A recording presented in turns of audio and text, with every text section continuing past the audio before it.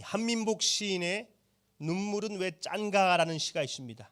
이 산문 같아요. 그래서 산문이라고도 하는데 시인이 시라고 했으니까 시죠. 내용이 이렇습니다. 아주 더운 여름날 가사가 확 기울어가지고 어머니를 모실 수가 없는 거예요. 그래서 고향 이모댁에 모셔다 드리기 위해서 터미널로 갔습니다.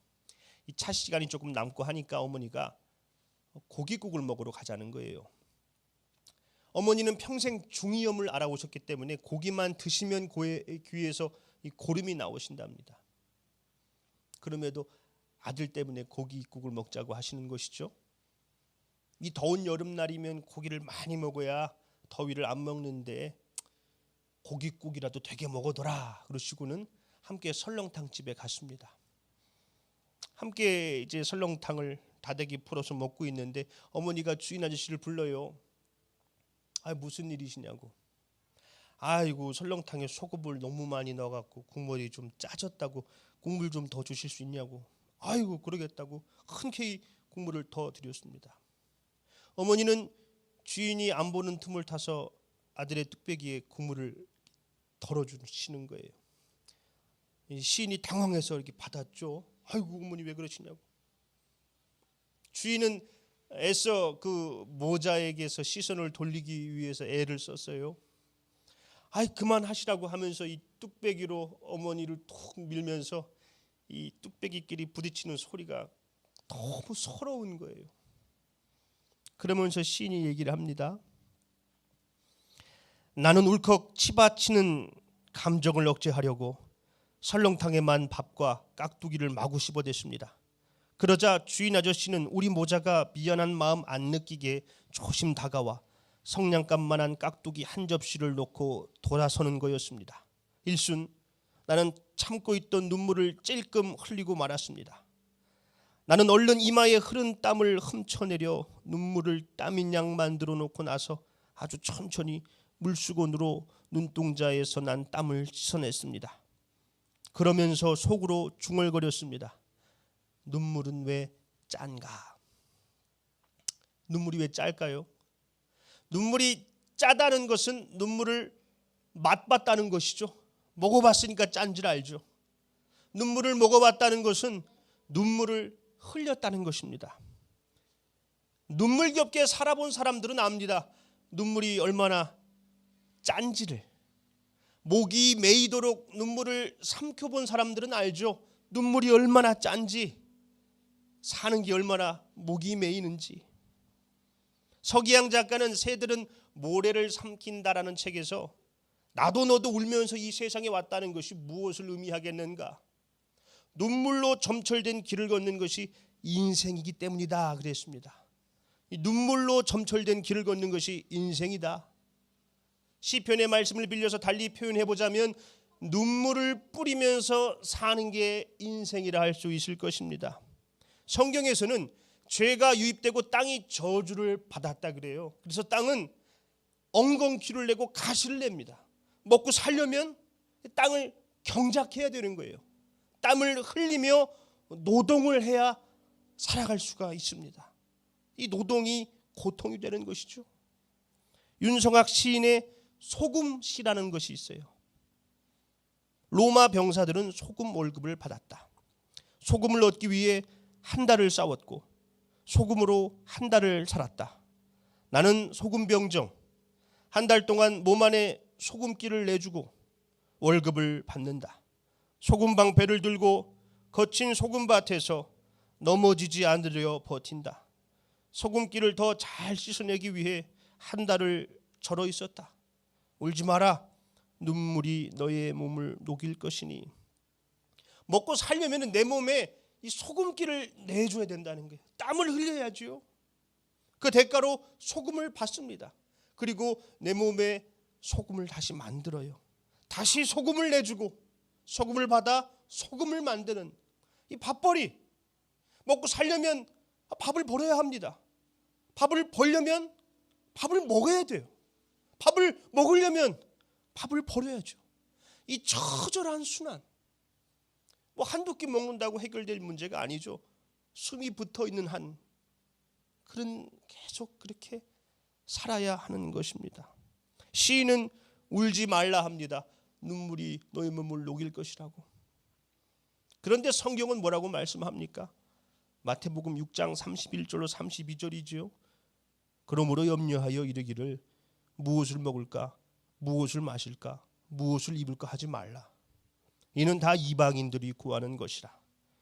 너희 하늘 아버지께서 이 모든 것이 너희에게 있어야 할 줄을 아시느니라. 먹고 마시고 입는 거 걱정하지 말라고 합니다. 그거 다 이방인들이 구하는 것이라고. 말이 쉽죠. 어떻게 걱정을 안 해요? 다음 달 월세가 벌써 걱정인데요.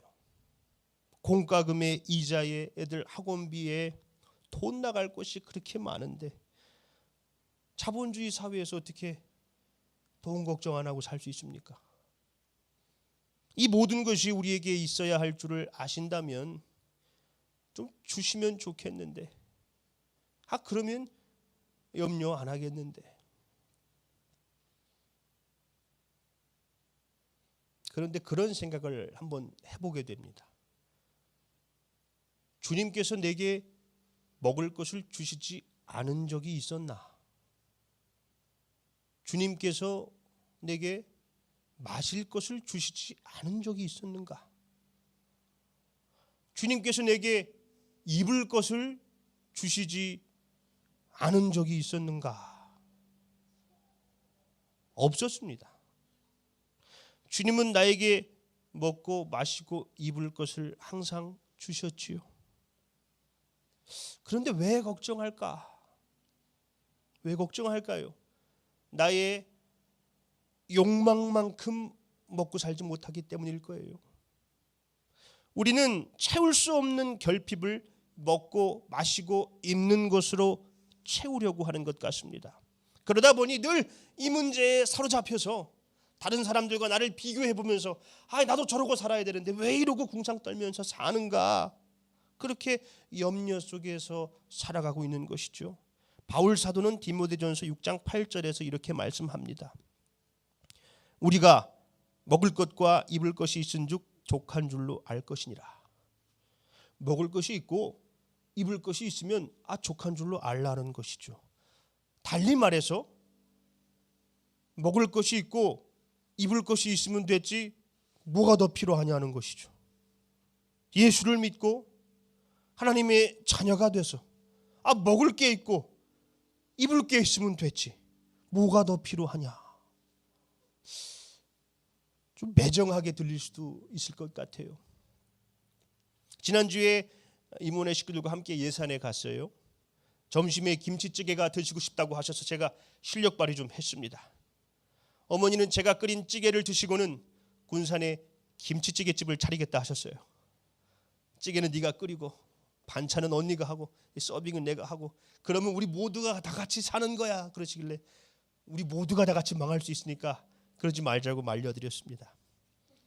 이모는 이제 영대가 오지 않으면 나는 예산에 오지 않겠다고 하시면서 김치찌개를 맛있게 드셨어요. 그러면서 그러셨어요. 김치찌개랑 밥이면 됐지 뭐가 더 필요해? 이거면 됐지 뭐가 더 필요해서 저러고 살아? 뉴스에서 무리한 공사로 아파트가 붕괴되고 돈을 아끼려고 업무 환경을 개선해 주지 않아서 노동자들이 죽어간다는 내용이 보도가 되고 있었습니다. 이 돈 몇 푼 아끼자고 사람들을 죽음으로 내모는 것을 보고 말씀하신 거예요. 왜 저러고 살아? 이 김치찌개랑 밥이랑 먹고 살면 됐지 뭐가 더 필요해? 왜 저러고 살아?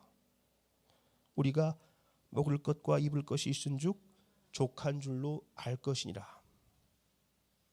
여러분 어떻게 밑 빠진 독에 물을 채울 수가 있겠어요? 아무리 들이부어도 절대 채워지지 않죠. 돈으로 명예로 쾌락으로 우리의 결핍을 채우려고 하는 것은 밑 빠진 독에 물 붓는 것과 같죠. 이 달마야 놀자라는 이 조폭과 스님들이 나오는 코미디 영화가 있어요.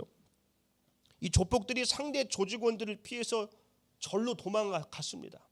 근데 하도 말썽을 부리니까 스님들이 나가라 그랬어요. 안 나간다고 계속 버팅기니까 이 주지 스님이 대결을 해서 결정을 하라. 깨진 항아리를 하나씩 주고 물을 가득 채운 팀이 이긴다. 이긴 팀이 뭐 내보내든 남든 알아서 하라 그랬어요. 스님들은 뭐 이걸 어떻게 하나 어쩔 줄 몰라 하는데 이 조폭들은 막 손으로 들이맞고 뭐 몸으로 들이맞고 채우려고 하다가 안 되니까 그 항아리를 들고 물 웅덩이에다 풍덩 던져버려요. 그러니까 꼴꼴꼴꼴 들어가서 물이 가득 찼잖아요. 그러니까 스님이 아이고 그 항아리 물이 가득 찼네. 너네가 이겼어. 알아서 해 그랬어요. 깨진 항아리와 같은 우리들도 마찬가지죠. 그 어떤 것으로도 우리의 결핍을 채울 수가 없습니다. 이 나를 주님께 던질 때, 주님께 맡길 때 채워질 수가 있죠. 그럴 때 주님이 우리를 채우시는 것입니다. 본문 말씀 빌립보서 4장 11절로 12절입니다. 내가 궁핍함으로 말하는 것이 아니니라. 어떠한 형편에든지 나는 자족하기를 배웠노니 나는 비천에 처할 줄도 알고 풍부에 처할 줄도 알아. 모든 일 곧 배부름과 배고픔과 풍부와 궁핍에도 처할 줄 아는 일체의 비결을 배웠노라. 바울은 지금 옥에 갇혀 있어요. 예준이는 지금 이 예배당에 있으면서도 그걸 그렇게 못 참고 자족하기를 배웠다고 하는데 배우세요. 자기는 어떠한 형편에든지 자족하기를 배웠다. 배부름과 배고픔, 궁핍과 풍부, 어떠한 상황에도 나는 만족하는 비결을 배웠다고 바울이 얘기하는 것이죠. 그러면서 고백하지요. 빌립보서 4장 13절에 내게 능력 주시는 자 안에서 내가 모든 것을 할 수 있느니라. 내게 능력을 주시는 주님 안에 있으면 어떠한 환경 속에 있을지라도 만족할 수 있다는 것입니다. 깨진 항아리가 물웅덩이에 풍덩 들어가면 물이 그 안에 가득 차듯이 주 안에 있으면 깨져버린 우리들도 가득 채워질 수 있죠. 조금 전 디모데전서의 말씀을 빌려서 달리 표현해 보자면 주 안에 있으면 되지 뭐가 더 필요하냐 그런 것이죠. 주 안에 있으면서 먹을 게 있고 입을 게 있으면 됐지. 뭐가 더 필요하느냐. 우리가 즐겨 부르는 찬송가가 떠올라요. 주 안에 있는 나에게 딴 근심이 있으랴. 십자가 밑에 나아가 내 짐을 풀었네. 주님을 찬송하면서 할렐루야 할렐루야 내 앞길 멀고 험해도 나 주님만 따라가리.